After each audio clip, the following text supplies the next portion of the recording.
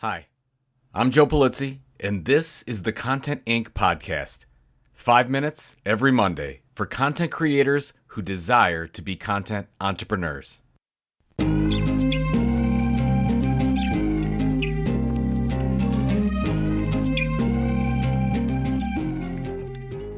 gang, 46% of creators surveyed by The Tilt said that one of their biggest challenges was monetizing their content. Don't we know it, right? I can tell you that one tried and true method is to become a published author. Turning your blog or newsletter content into a printed book with Lulu has never been easier and more profitable. Lulu's e-commerce plugins allow you to sell directly to your fans from your site while they handle all the printing and shipping. You keep all your customer data and 100% of your profits. Create a free account at lulu.com today. Hi, this is Joe. First of all, how are you? How are you feeling? How are you doing? I'm so happy you are listening to this podcast. I have to put out a little bit of a disclaimer. As you know, I usually give you 4 or 5 or 6 minute motivational podcast episodes about the life of the content creator, the content entrepreneur, as you've come to know and love it. But this week is completely different. This is like 40 plus minutes worth of amazing content. And the reason why is I had Jay Acunzo and Nathan Barry. You should know both, but if you don't, Jay Acunzo, longtime friend of mine, owner of Creator Kitchen, just started that wonderful membership with Melanie Diesel. And then Nathan Barry, the CEO of ConvertKit, who's been a longtime sponsor of The Tilt. They were both in Cleveland for Creator Economy Expo. And I asked them if they'd get together and do a podcast episode specifically for Content Inc. listeners. And it turned out amazingly well. And their conversation really around the professional content creator and what it takes to be successful today. This is just one of the better episodes that you'll ever hear on this channel. And it doesn't come from me. So without further ado, Jay Acunzo interviewing Nathan Barry. Hey there, Content Inc. listeners. My friend Joe has asked me to commandeer his show today. This is not the first time. I've also taken over this old marketing. So for those who followed him here, you're getting sick of me already. But my name is Jay Acunzo. I host the podcast Unthinkable, and I run the membership Creator Kitchen for quality-obsessed, more experienced creators to keep growing creatively. And I'm here with Nathan Barry, the CEO of ConvertKit. And today, here at CEX, I want to take a specific bent to our chat, Nathan. I want to keep coming back to this person that Joe and I have talked a lot about, which is this type of creator who is not starting their career. They might be starting the creator path. Maybe they came from an in-house job and they're having a second season to their career. Right. Maybe they have some creator experience, but they're taking it seriously as an entrepreneur for the first time, trying to make it work as a business, maybe being more entrepreneurial. Or maybe, and this is kind of a third category of this like experienced creator, they were a consultant or a freelancer doing exclusively behind the scenes services. And whether to grow that or expand the number of channels and revenue streams they have, they're becoming more of a creator. So that's the person I want to keep in mind when we chat, is this experience, what Joe calls expert creator. Yep. But before we get there, I kind of want to talk about your creative practice. Because one of the things I'm fascinated by is if we set aside your role as CEO of ConvertKit, like that little thing you do, Yep. You also create your fair share of content and have over the years. What, if you did an audit of your time now, like what systems, support staff, routines do you have in place to allow you to find pockets to actually create? Because I talk through our membership to people that are professional writers, for example, Yep. and they struggle to find time. How the heck do you? Yeah, I mean, the systems that you're talking about are most important, right? Having this range of, I guess, having it built into your schedule, that's the thing that's going to make a huge difference. For me, I do the newsletter every single week. That's the, like, will not fail. Yep. We'll always hit it. I have my podcast that I took a break from when it, like, over a season, I was like, look, I'm not going to be able to stay consistent. And so let me take a deliberate break from that. And so that, you know, some of them just bringing back right now. And that's really, those two things are what I create consistently. And then other things, I like systems where I can make something once and it keeps working for me. Mm-hmm. So like a topic, talking about professional creators, right? This expert creator, something that doesn't happen enough is like talking about money at this level, I think that there's a lot out there of, hey, how to earn a full-time living as a creator. Right. Maybe that 0 to 80 or 0 to 100,000 a year as a creator.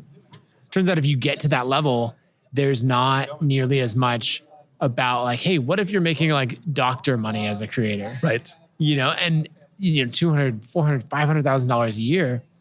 And no one talks about like what you should do with that kind of money. Yeah. And that's, I feel like that's being at this event now, the people I'm talking to, they came out of maybe even an executive job, like not necessarily an in-house marketer practitioner role even. Right. So they're used to making real money. Or if you're me, I have 2 small kids and a mortgage. I look back at some of the like early days of my career and I'm like, if I wanted to do this full time instead of what I did, which is work on content marketing teams, I would have had such an easier time of it. Like it would have been more stress-free. The stress would have moved. That's really what I'm saying. It would have moved to something else, but it wouldn't have started with, well, I have to make a financially viable business for myself quickly. Yeah. So that's a topic that I love talking about is what do you do once you've made it as a creator? And I would love to do, I want to make content around that. Yeah. But that's something, if I did a paid newsletter on that, if I did a podcast just on that, like I just signed myself up for a huge amount of work consistently that I don't know I can commit to. And so I like choosing content formats that will then work for me. So what I ended up doing is I did a paid email course. So it's a one-time payment. I charge $100 for it. And it's every Friday you get an email and, working through my content. It was 6 weeks long. Now I think it's 17 or 18 weeks long. And because I can work on that when I feel like when I have a new idea or I'm inspired and someone buys it, I think I promised that there's like 12 emails in it. There's actually way more. So everyone's like, wow, I'm getting more. And so now it's something that works for me and I can keep adding to it when I feel inspired rather than like, oh no, it's Friday. Like, what am I going to send out? And so those are kind of the main things, the newsletter, the podcast, and then I'll have little outlets like that where I can dive in on a specific topic and do it in a way that's not a long-term commitment for me. So if I'm reading that right, this is not the rabbit hole I thought we'd go down, but I think it's worth poking down for a second. If I were to sign up today, I would get email 1, not your latest email. Correct. Which as someone who creates a ton, I have newsletters, podcasts, I've been creating my whole career for fun and for business. It's always in the back of my mind, like my backlog should be doing more for me. This mountain of work I'm sitting on should be doing more for me. And every so often I'll get with my producer for my other podcast, Unthinkable, and we'll say like, okay, let's do a rerun because I'm at an event this week, right? So there's a little bit of that. But I think for all these serialized projects, a lot of content creators are starting and running, especially when delivered over email. I always wondered, well, if you write about something evergreen and not newsy and timely, why do they have to start with this edition from this week? Why can't you have a greatest hits sublist or do what you're doing and it's much more like a course where you get number 1 and then you're not as panicky because you have 12 more weeks for at least that cohort to get to the next one. Yeah. So actually the full setup that I have, since I'm a little bit of a nerd about, I mean, you mentioned having 2 kids. You're on the right show. This is Joe's shows for that. Yep. I've got 3 little kids. I've got a farm. I have a company. I have a creator business. I've got a bunch of things going on. So you have all the time in the world is what you're saying. So I automate everything. Yeah. And so the way that my content calendar works is every Tuesday I send a broadcast. So that's a real-time newsletter. I've got 28,000 people on the list. It goes out to everyone at the same time. Every Thursday, if you're new to the list, you get a greatest hits sequence, right? So I have essays that I've written like Ladders of Wealth Creation or $1 Billion Creator, which are, essays that I've put tons of time into, gotten all my creator friends to like copy edit and brainstorm and like Ladders of Wealth Creation is a collaboration with James Clear where we worked on that for a long time. And so I'm really proud of it. But if you sign up for a newsletter, start reading my blog today, you're never going to find it because I wrote it 2 years ago. And so that greatest hits sequence takes you through like, hey, this is what you should know about my content. And so it's basically every Tuesday is a real-time email. Every Thursday is something from the archives, from the greatest hits, but you don't know that. And then if you're on the paid course, then you're getting every Friday the money newsletter. And so I'm only doing one thing live, which is important, right? When this episode comes out, I'm going to link to it from my newsletter, and that's live. It's real time, a book launch, anything else. And so I get that. I get all the best content from the archives going out, and then I can do paid content. And it's all in a system that doesn't take that much time. The phrase that has been rattling around my brain and is, of course, now spilling publicly because I can't have a thought without having it come out as something publicly. The curse of a creator. Yeah, right. Here we are. Is the job is not to create content. The job is to create connection, right? So thinking of all the content you've already created, you being a generalized you or you being Nathan, and also I speak to myself here with this advice, you can create great, deep connection by using things you've already published and not have it devolve into what I think scares some creators with taste away from using old content is this hype train of repurpose your content, right? They think it's like a hollow or cheap way to do it. What you just laid out for us was very thoughtful. I want to shift gears though and talk, I have a question about ConvertKit specifically, which is coming up in the content marketing era's rise as I did. I saw this ballooning of email service providers, all-in-one marketing platforms, et cetera. And they all either went to SMBs as their customers, like owners of team-based businesses where you have a staff, or enterprise. Why focus ConvertKit on creators and not go, well, we're actually going to go try to chase big brands, go further up market or whatever else. We'd make more money if we went up market. That is. It seems to be either the trap or the opportunity, depending on who you are and where you're working. But I think it's in our DNA as a company, right? I'm a creator. This is who I am. This is the industry that I love. This is what I want to focus on. And so it's not like going out and figuring out where is there an opportunity. Let me pursue that market, jump on a trend, anything like that. Like if you follow people maybe who were like over the last few years, you've watched them go from, I don't know, Bitcoin to NFTs to now they're AI. You wrap yourself in the trend and that's your identity. And you can do well, like surfing wave to wave. Yeah, attention arbitrage, I guess you can call it that. And I have no interest in that. I'm all in on, like, this is what I want to do. I was talking with someone else the other day about the industry that you choose to serve. Like, I hope you like it. Because maybe you found a great niche with building software for landscapers or whoever. But like, I hope you are dentists. Right? I hope you like hanging out with those people because you're going to do that for the next decade. Right. And for me, it's like, I'm a creator. Creators are who I want to hang out with. And that's, the mission of the company is we exist to help creators earn a living. Yeah. And so everything is around that market. So I think you'll see tools either dip into the space and then leave, or start in the space and then grow out of it as they find more money elsewhere. Right. And it's like ConvertKit will just always be here. Well, an example, right? 2 examples. Twitter bought a company called Review. Scaled that, like maybe Review is going to be the thing that kills ConvertKit, right? Nope. Turns out, 2 years later, like Review is gone, doesn't exist anymore. Facebook launched Bulletin. I don't know that even lasted 2 years. It was pretty short-lived because it's these companies who are trying to ride a wave rather than here for a mission. And so I think, again, you'll see all these trends come and go, and ConvertKit will, like, we were here before it was called the Creator Economy, and we'll be here long after, like, it moves on to some other trendy thing. It's pick your audience, pick your future, right? Like I've talked to a lot of people who have built an audience around their person and personality, and they're being forthcoming with me in private by saying, I actually don't like the people who are coming my way anymore. Man, yes. I hate hearing that. It's so hard to hear that. And I've talked to several people here who are in that position. What's your diagnosis of, I have a theory as to why that happens. What do you think, what causes that? I don't know that I've thought enough about what the theory is. Yeah. Some of it comes from just chasing opportunity. That's basically what I was going to say, was chasing this generic sense of quote unquote what works, like someone else's sense for what you should do versus your own sense and sensibility and taste. I think also as individuals, we grow over time, hopefully, Yep. Here's and open. so your taste is going to change. That's one thing. You get into a whole discussion of building under a personal brand versus building under, something that's branded separately from yourself. And there's tons of pros and cons. One advantage of building under a personal brand is that people are following for you. And as you make these shifts, you'll lose some. Like I used to talk all the time about design. My first career was as a designer. First book, right? First 2 books are about design.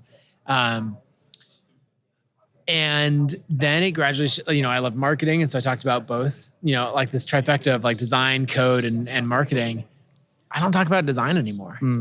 and I'm sure I lost people in that, but there was never like, I'm shutting down, designtips.co or whatever and like now going into, marketing tips or something. It's just been this seamless transition. And so it's important to choose a niche to go after, so that you can get traction. People know why they should follow you. But if you can structure it around what you're interested in, you'll find people who gravitate towards that rather than if you're like, I don't know, I made this one piece of content and then it took off. So I guess that's what I am now. Right. And 5 years later, you're like, I actually hate that. Aaron Sorkin showed up at the Adobe conference this year and was asked about popularity and finding an audience and all those things. And he said, if you wanted to know in some generic sense, and I'm paraphrasing, but he said, what's the most popular way to cook beef? It would be a McDonald's burger every time. He's like, that's good. Right? He's like, he said, I have no interest in that. I write things that I like, things that my friends like, and I cross my fingers and hope enough other people like that I get to continue doing this. Mm-hmm. And there's just such a kernel of purity and also truth, and I think power to the work you end up putting out as a content creator. As the head of a software company, I'm curious what you, with the lens of we serve creators, we're making the trade-off not to go to enterprise, what types of features or things that surround the software, like community, do you consciously as a company have to provide that are specific to this crowd and informed by your focus on that crowd at the exclusion of other types of potential buyers? Yeah, I think that there's a bunch of things in that.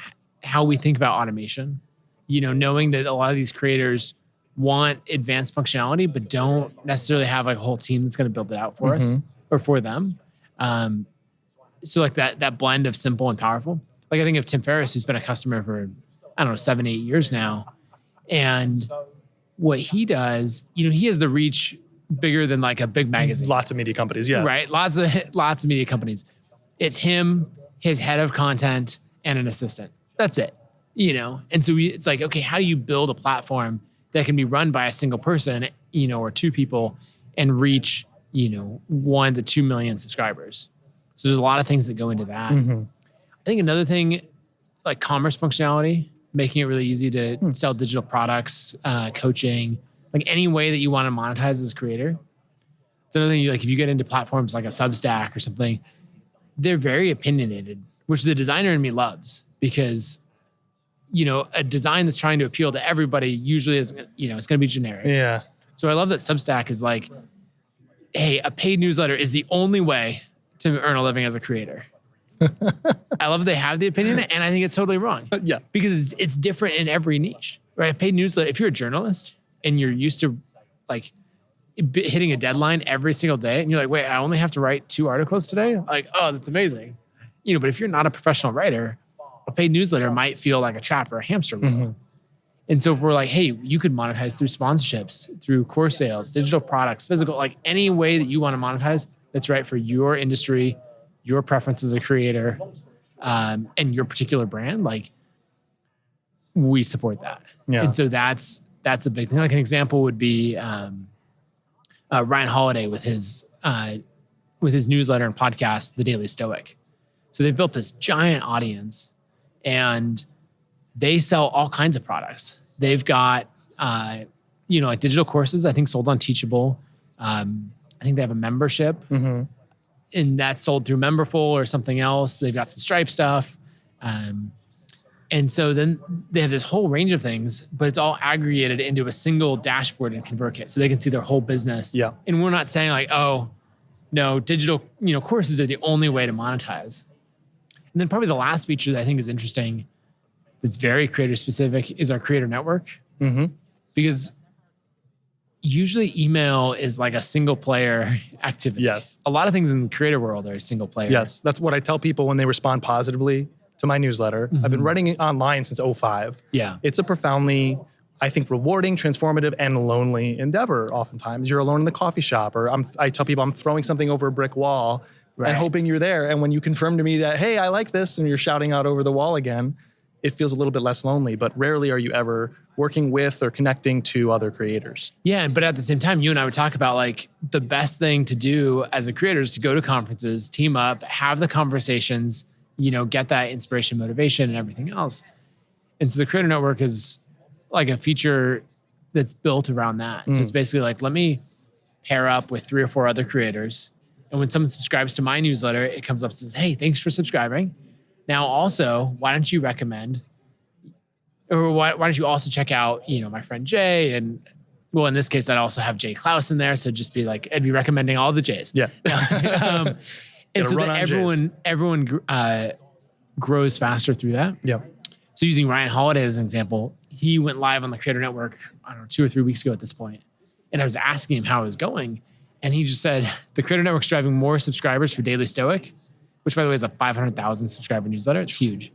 It's driving more subscribers than every other traffic channel combined. Wow. Because that's what when you team up with other creators, that's what happens. So you're making trade-offs. I wonder, you've seen a lot, not just as the founder of ConvertKit, but also as a creator yourself. Yep. When you started writing, when you started creating, albeit focused on design back then, what is something that, let's do a 2-parter. What's something that is as true today as it was back then, and something that has gotten much harder, and we just need to be aware of that? Because I think a lot of times we want to say, this is great, we're having a moment, creator economy, more tools, ConvertKit, all more resources. Yes, 100%.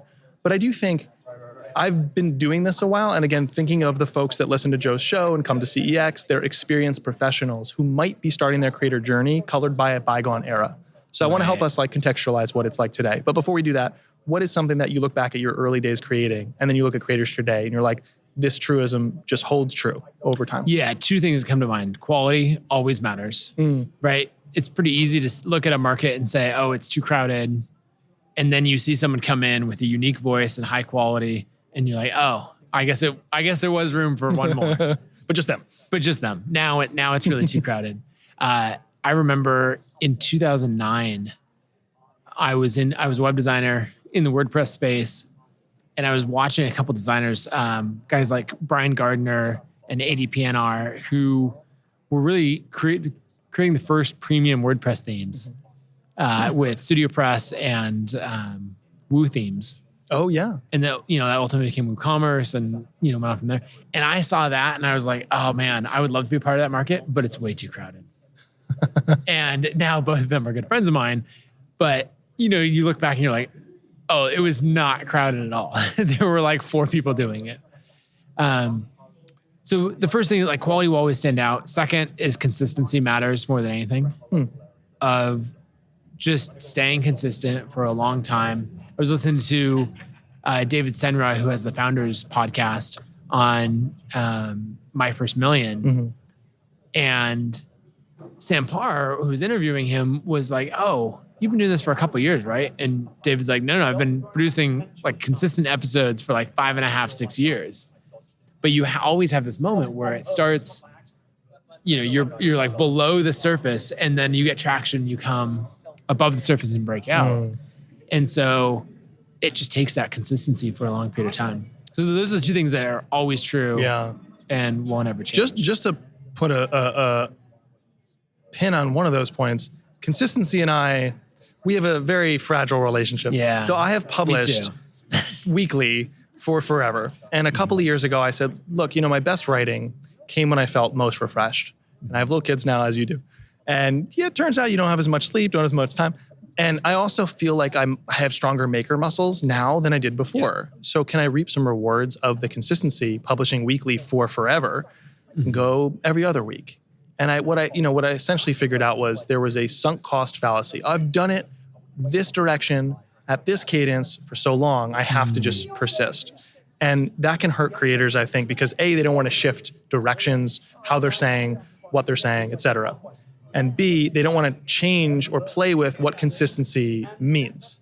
So I'm kind of I'm in agreement that a form of consistency matters, but I think what people hear when they hear consistency is once a day on a social feed or once a week on a newsletter or a podcast. And I don't know, I don't think that that's the case, especially for more experienced creators. So just talk to me about that, of when you say consistency, what does that look like for someone who's running a meaningful business versus I've never done this before, and so I'm just getting my reps in?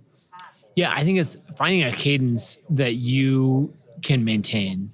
So if there's 2 things, if we're going for quality and consistency, then figure out where your bar is for quality, and then what's the consistency that you can, or the cadence that you can consistently hit that. Yeah. Okay. Yeah.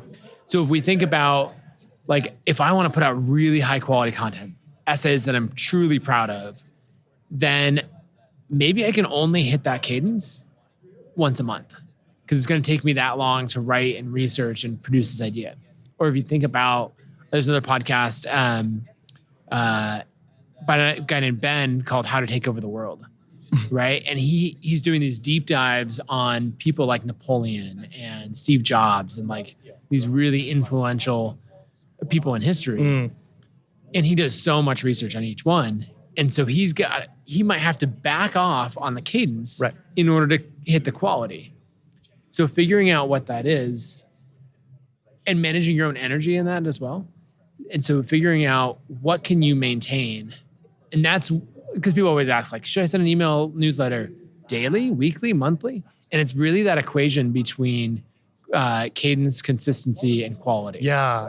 And there's a contextualization that needs to happen with these things. Of you contextualize consistency for us, right? Mm-hmm. In your shoes, you define it this way, you do this type of work, et cetera. You can contextualize quality too, which is not perfectionism. Like a lot of people say, like, oh, like you're just never going to ship if you care about quality. And I'm like, quantity, quality, one leads to the other. Yeah. It's the intention is quality, the action is quantity, or at least consistency, right? I've shipped a ton of work. I think I got stronger for it. I think you would probably say the same thing. So quantity, quality, these are connected. Quality can be contextualized. Like, how do you define quality to yourself, but also how does your audience showing up and looking for quality work? Creators who are on your platform, you mentioned Tim Ferriss, you mentioned Ryan Holiday. I might be listening to this and hear those names and go, well, I can't create like they can create. Right. So when some people say quality, in the mind of a certain listener or a certain reader or a certain subscriber, it might be like, well, those are my heroes and I can't do that. So help us figure out, like, when you say quality, how do I, in the shoes of a creator, going back to work after this episode, actually figure out what is quality? Yeah, I think the first thing is, if you look at all the people that you admire, you got to realize that you're comparing, your day one with their day 5,000. Like 1,000 days is roughly 3 years. And so, Tim published 4-Hour Workweek in 2007. So if you think about, that's perspective. Around that time, right? He's been at this for 15, 16 years. And so the number of reps that he has, so like, don't compare on that time scale, but you can go back and go on the Wayback Machine, find his original blog post that he had before he wrote 4-Hour Workweek, right? And they're okay, but they're not amazing. Oh, look at your first interviews. Have you ever done that? That is a total mind screw. Yeah, don't do that. I also look like I'm 12, so that's sort of like that. Who let that guy on the show? The beard helps. The beard helps. It's strategic. So that's one thing. Another realization that was really hard for me is understanding why I looked up to the people that I did. Because I thought of, there's the experts that I'm following, and there's me. And these people can teach because they're experts. And there's me. I am not yet an expert, so I can't teach. And over time, I realized I had it completely backwards. I perceived these people to be experts, and they gradually became experts over time because they taught. Yep. And so you can teach at the level that you're at. So let's say you're learning a new skill, and you're like, okay, I'm trying to learn woodworking, I don't know, or computer programming, whatever it is. And someone who's been doing this for a decade is going to be like, oh yeah, here's how to do it as a beginner. And you're like, hold on, what was that? And you don't know where someone's going to get hung up on. And as an expert, you're like, you got stuck on that? Oh, okay. I can't even remember what it was like to not understand it. Right. But if you're starting out and you're saying, hey, I'm going on this journey to learn to become a woodworker, to learn computer programming, you can write that out and say, like, here's what I learned yesterday. There's no pretending to be an expert. You're just saying, here's where I'm at. People expect the quality to be low. Yeah. And then over time, do that consistently for a year, and people would be like, oh man, yeah, he's an expert. And you're like, I mean, I guess so. I love that take, because I'd sum that up as the posture you're taking. You bring expertise with you, sure, but the posture you're taking is, I'm not an expert, I'm an explorer. And what is creativity? Yes. If not, and this is a misnomer in our society today, I think people think creativity is like moments of brilliance or even the constant manufacturing of brilliance. And I think it's just the consistent pursuit of curiosity. I think a lot of people in this room think that. I would argue that you probably seem to think that too, where what you're saying is I'm in pursuit and I'm going to be creating to think better, be creating to ask questions and try and find answers and come with me on this journey versus I'm on the top of the mountain peak and here's my wisdom I'm gracing you with. That's not what builds a creator's audience or business necessarily. Yeah, I think the more you have a destination in mind for your journey, and it'll change over time, but then the more people want to follow you on that. Right. So like in the early days of ConvertKit, I said, my goal is to grow ConvertKit to $5,000 a month in recurring revenue within 6 months. And people like came on and said, that's a great goal. I'd be happy to give you advice or I'd be happy to help you along that goal. Spoiler, I didn't actually hit that goal. It took 2.5 years to get to $5,000 a month in recurring revenue. But one thing that I love is trying to understand why we know stories of certain people. And it's interesting in history. So take Marco Polo, for example, right? We know him for, he's an explorer. He discovered the Silk Road to China. He was a trader from Venice, and all this. If you dig into his story, did not discover the Silk Road, was not at all the first person to travel that, right? His uncles had traveled it multiple times before he ever went with them. And so, okay, well, why do we know Marco Polo so well? And the secret is he's the only one who wrote about it. Everybody else went on this journey, saw all these places, and they came back and they might have told someone about it, but they didn't write it down. Same thing if you take, I love history. So if you take Paul Revere, right? We know his story, right? We got the lanterns in the window. I live in Boston. He's a neighborhood guy, I've seen him around. Yeah, exactly. And, but I mean, you probably know this from living in Boston. Was he the only writer that went out then? No, not at all. So why do we know him? Because there's a poem about him, right? He's the most famous of those because someone wrote about it. And so like, we're all going on a journey in life and we all have something that we're trying to accomplish, whether it's to get a job, you could be like, I'm trying to get a job in tech. That could be the topic of a blog, writing about everything you're learning to get that job in tech. And guess what? People will come alongside and follow you for that journey and they'll probably offer you a job in tech. And so it's just like go on a journey and document it along the way in public. And that's... I promise people listening who are like, didn't Jay say we're going to talk about what's hard today too? Yes, we are. But this has been so interesting. One final point on that. This is a software company, but it could very well have been a creator. Software company in the UK called 360 Learning several years ago created a documentary series. Now 360 Learning is in a very competitive space as a middle of the road competitor, not the biggest of the big, not the smallest of the small. They sell learning and development training software for teams. Right, you're going to train your sales team. You're going to onboard your new employees, and there's certain HR things, but also just like culture things, all the stuff you need to onboard and up-level your employees. You'd use a tool suite like 360 Learning. All right, very saturated space. Yep. Predictably, they're all doing the same expert-driven content as their competitors, like how to do this, how to do that, generalized expertise. Right, punch it into ChatGPT, and there it is. That's what they were doing before that tool existed. Along comes one videographer and one content manager. And together they decide they're going to create a documentary called Onboarding Joey, where one of those two people, the content manager, had just gotten that job. And the videographer had this idea and pitched her right away. Hey, one of our first content projects is going to be about you. We're going to create a documentary series about what it's really like, the process and the pain of onboarding to a new job. It was like the ultimate I feel seen play. So what you just described about getting a job in tech, declaring my mountain peak, and I'm not there yet, but I'm going to go there and I'm going to document it. People might say, well, but I'm not there yet. People want expertise. And what you're saying is there's a profound service to helping others feel seen through your content. I think that's how we win much more passionate fans. Yeah, I think that's absolutely right.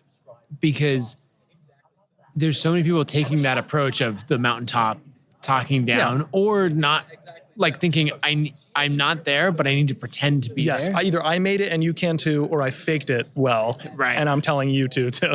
There's this idea of representation and seeing examples that actually resonate with you. Because there's all kinds of creators that I followed who I never saw myself in. But when I saw these two designers release design ebooks on the same day to small audiences and make a good amount of money, and I was like, oh, that could be me. Like I saw myself in it. So there could be all these stories of creators who like it doesn't resonate, or you're like, what to do in tech? But, the story of someone onboarding a new role you're like, oh, it's not polished. It's not perfect. And like, I actually resonate with that side of it. All right, let's flip the coin finally to the negative side. It's not negative, it's just reality. I want us to feel good and see this industry through rose-colored glasses. I do, but I also want people to walk in eyes wide open. If I were to say, here's how it looked when I started, it would just be a false representation of what someone starting today would face, starting a blog, starting a podcast, whatever. I mean, I remember just writing once a week and readers would happen. Right? It's like I didn't think about anything else but showing up once a week. And there's something to be said about that today too. But in your estimation, as a creator and now seeing a lot of creators in your position today, what has changed the most? What has gotten hardest the most? And then what do we do as a result? Yeah, I think we have a lot better tools now than we did back then, which has made it easier to create high quality content. And it's also raised the bar. Yeah. Right. So now if you don't have decent design, if you don't, have good production quality, whether it's written or video content or all of that, like say with a podcast years ago, people would probably be forgiving of mediocre audio, not forgiving now. Right. And so in a lot of ways, the bar for quality is higher. And that means that someone just starting out who doesn't know these things is going to really struggle. And so I think that's part of it, of it's going to be harder to get going. Another thing, I think the audiences are significantly larger than they used to be. So there's actually just as much potential. Like I think it's probably just as easy to get discovered now as it was 10 years ago. Interesting. Just because the audience, like it's more saturated, but the audiences are also much bigger. So more people online. If you think more about the appetite for effort to creators. 1,000 email subscribers, Yep. I think it's about the same now. Okay. We were kind of talking about this before we hit record, but there are creators who get sucked into a niche that maybe they don't like. Yeah. So I think we have a lot of discovery algorithms, whether it's Twitter, TikTok, it's YouTube, that some topic might hit and you're like, oh, that's interesting. So let me cover that topic a second time a few weeks later. And that one hits too. And you're like, oh, I guess I'm this type of creator now. Yeah. Because in between I did some other stuff that I might enjoy more, but those didn't take off. That was not a viral TikTok. And so I think you can become a slave to the algorithm too much. Right. And you could follow that and be quite successful monetarily and end up hating your life as a creator. Yeah. And I think that's actually a pretty big risk. There's not one clear way to understand this, but I'll put it forth to you, Nathan. Maybe you can help me make sense of it, which is like, I remember starting and being like, well, there's not really a sense because there was not a lot of people writing about it or sharing about it. There's not really a sense for what works. Writing a blog, that was what it was for me back then, or doing whatever, right? So I just did what felt right. And I think the pendulum has swung a little bit too far into the here's what works. Like Casey Neistat had this viral video, an interview he gave where he was like, it's not about creating interesting things anymore. It's all, and he's speaking about YouTube, but he's like, it's all about juking the algorithm and all these vanity metrics and, retention. He's like, I don't give a S about that. So it's like when there's no knowledge of how to work, you just use your intuition and create what you wish existed. When there's too much knowledge about what works, you can either feel frozen or pursue someone else's dream instead of your own. And I just think my stance on this, and I'd be curious for yours, is we need to get back an element of that early moment of do what feels right, create what you wish existed. And then on the periphery, on the margins, you can figure out how to optimize these things rather easily because the stuff is out there. I think another thing in that, you can get caught up too much in different sides of it, like monetization, for example. Good news, you can earn 5 times as much as a creator, maybe 10 times as much as a creator now than you could 10 years ago. Bad news, you can fall into a trap of that being the only thing that you focus on and care about. And then I've watched a lot of people build really successful creator businesses, build teams around them, build up substantial payroll and obligations to those teams. And then maybe a course launch doesn't go well, or, something else, like they're not able to keep growing new subscribers to the audience at the rate that they used to be able to. And so even though they're like, oh, I still have, 200,000 on YouTube and 100,000 on email, and I should be able to do just as big of a launch. It's like, well, but a lot of those people bought from you already. Like the number of new people isn't that high. And so then you find that they go down the other side fairly painfully of needing to downsize their team, reset expectations. So just keep in mind that often the wave that brought you that level of success can keep going just as quickly. And so to just be thoughtful and not too reliant on it, because otherwise it can be painful. We'll end with two questions. The first is, you mentioned the Creator Network that ConvertKit has been building and is rolling out. How do people get acquainted with that? How do they join it? Yeah, so if you go to creatornetwork.com, you can get on the wait list for it. It's interesting in that it's a social feature. We're very used to social networks and all of that. And email is super powerful in that it's not algorithmic driven, right? If Facebook decides, they don't like your Facebook fan page anymore, you can pay for boost, but you're not going to reach your fans. Whereas email doesn't have that side of it.